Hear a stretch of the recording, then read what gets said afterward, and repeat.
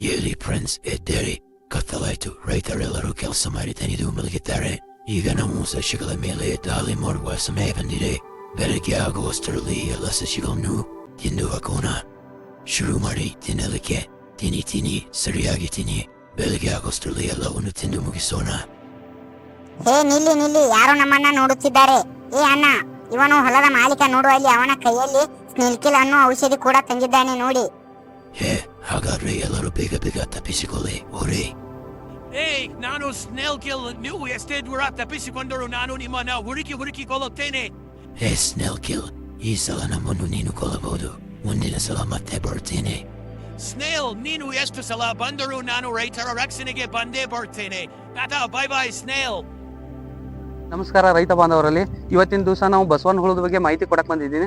ಬಸವನ ಹುಳ ನೀವು ವಿಡಿಯೋದಲ್ಲಿ ನೋಡಿದ ಹಾಗೆ ರಾತ್ರಿ ಹೊತ್ತ ಹೆಚ್ಚು ಡ್ಯಾಮೇಜ್ ಮಾಡ್ತೈತಿ. ಬಸವನ ಹುಳದ ಯಾವ್ಯಾವ ತರುವಿನ ಮೇಲೆ ಹೆಚ್ಚು ಡ್ಯಾಮೇಜ್ ಮಾಡ್ತೈತಿ ಅಂದ್ರಪ್ಪ, ಟೊಮೆಟೊ ತರು ಮತ್ತು ಮೆಣಸಿಕಾಯಿ ತರು ಮತ್ತು ಬ್ರಿಂಜಾಲ್ ತರು, ಇವು 3 ಬೆಳೆಗಳ ಮೇಲೆ ಹೆಚ್ಚು ಡ್ಯಾಮೇಜ್ ಮಾಡ್ತೈತೆ. ಈಗ ಹೆಂಗೆ ಡ್ಯಾಮೇಜ್ ಮಾಡ್ತೈತಿ ಅಂದ್ರಪ್ಪ, ಬಸವನ ಹುಳ ತರು ಹಚ್ಚಿದ್ದಿಂದ ಏನಾಕತಿ, ತರು ಹಚ್ಚಿದ್ದಿನ ಬಂದು ಏನಾಕತಿ, ರಾತ್ರಿ ಹೊತ್ತು ಏನಾಕತಿ, ಆ ತ್ವಾಟಿನಾಗ ಗೀರ್ತೈತಿ. ಯಾವ ಥರ ತ್ವಾಟಿ ಗೀರೈತೆ ಅನ್ನೋದ ನೀವು ಈ ಮೆಣಸಿನ ಪ್ಲಾಟ್ನಾಗ ಅದು ಆ ಪ್ಲಾಟ್ನಾಗ ತೋರಿಸ್ತೀನಿ ನೋಡ್ರಿ ಯಾವ ಥರದ್ದು ಗೀರೈತೆ ಅಂತೇಳಿ. ಇಲ್ಲಿ ನೋಡ್ರಿಂದ ಈ ಥರ ಗೀರೈತಿ ನೋಡ್ರಿ, ಇಲ್ಲಿ ಗೀರೈತಿ ಮತ್ತು ಇಲ್ಲಿ ಗೀರೈತಿ.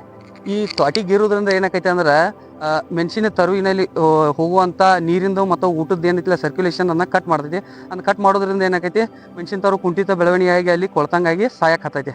ಅದ್ರ ಸಂಬಂಧ ಏನು ಮಾಡ್ಬೇಕು ರೈತರೆಲ್ಲ, ತರು ಹಚ್ಚಿದ ದಿನನ ಅವತ್ತ ಸಂಜೆ ಹೊತ್ತು ಏನು ಮಾಡಬೇಕು, ಸ್ನೇಲ್ಕಿಲ್ ಅನ್ನೋ ಔಷಧಿ ಬರ್ತೈತಿ. ಆ ಸ್ನೇಲ್ಕಿಲ್ ಅನ್ನೋ ಔಷಧಿಯನ್ನು ಸಣ್ಣಂಗೆ ಪುಡಿ ಮಾಡಿ ಆ ಮೆಣಸಿನ ತರು ಬಡಿಗೆ ಇಟ್ಕೋತ ಹೋಗ್ಬೇಕು. ಇದರಿಂದ ಏನಾಗೈತೆ ಅಂದ್ರೆ ನಾವು ಬಸವನ ಹುಳನ ಹತೋಟಿ ಮಾಡ್ಬೋದು.